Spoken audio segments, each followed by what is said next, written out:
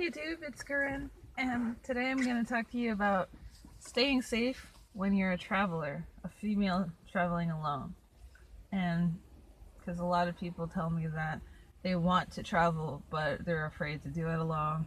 They're afraid they're going to get robbed, raped, beaten, and killed, and get sick. Well, I can tell you that the only thing out of those that has happened to me was getting sick. And that's because I drink from the same whiskey bottle as everybody else. And so that is your number one safety tip, is to not share bottles. Just if somebody wants to drink of your wine or whiskey, pour them a cup, because I've gotten sick many times from that. I don't drink like that anymore, though. That's one of the things that happens within the traveling community. They're just really sharing. They like to share everything. Okay, but now I'm gonna get specific with you. Safety tips traveling as a woman specifically. So I'm gonna start this video off with some horror stories of my close encounters with men on the road. Okay, so the first was when I was panhandling at a truck stop, and some trucker came up to me and he was like, "Oh, I got a job for you. I'll give you $20 to step on my back, because my back has been aching and I can't crack it. I can't seem to crack it. So can you step on my back for me and I'll help you out with $20. He's like, "Oh, there's no sex, no prostitution, no hanky panky, nothing like that." He's like, "Okay, so just go over to my truck whenever you're ready," and he pointed to one of his semis, and then you can step on my back. And I was like, okay, I guess I was pretty gullible. And so I walked over to the truck about 30 minutes later, after working up the courage to do so, and I was not about to knock on his door. I was just, because I knew the dangers. I just wanted to wait outside, and I thought maybe he wanted to step on his back in the grass or something. Like, I wasn't gonna do it inside of his truck, but I didn't see him at all. So I guess that was safe for me. So I just walked away. Definitely should never get into trucks with men. And okay, so the second story is when another time at a truck stop, I was getting a shower and I saw a guy that I knew from the RTR, and yeah, he's one of the van dwellers, and he was like, "Oh, you need a shower? We can share mine." And I was like, "So by sure you mean once you're done with your shower, you'll just leave the door open for me?" And he's like, "Yeah, something like that." So we exchanged numbers, and he texted me like when he was done with the shower, saying, "Okay, I'm done with my shower, just blowing my hair dry now. So go to door number 1 and knock 5 times." And that text seemed a little sketchy.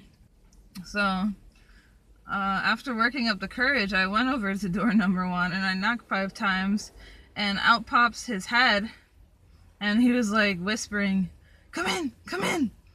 And I backed away. I was like, "What? I'm not coming in." He's like, "We're trying to be stealthy," or somewhere. I think he said, "We're trying to be sneaky, we're trying to be sneaky. Come in." And I was like, "No." So he frowned, he closed the door. I don't even think he had any clothes on. So then I just waited away from the door for like a couple minutes, and then he came out fully clothed and left the door open for me like we had originally planned, so that I could use the shower. And see, that was just creepy. I mean, we all know what he wanted, and so whatever. So the next close encounter with a man that I had was when I was in West Virginia, and I was sleeping and in my car, but it was like 0 degrees out, so the doors were kind of frozen shut, and I didn't want the door locks to get frozen too, because I know that has happened before.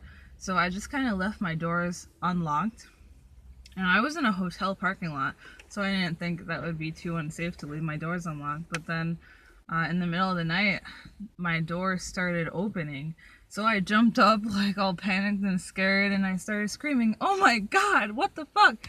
And this not a little boy, this teenage guy's head pops into my van, and he looks right at me, and he's like, he has this really southern accent. He's like, "Oh my God, ma'am, I'm so sorry. I thought this was my buddy's car." And then he's like, "Sorry to wake you up."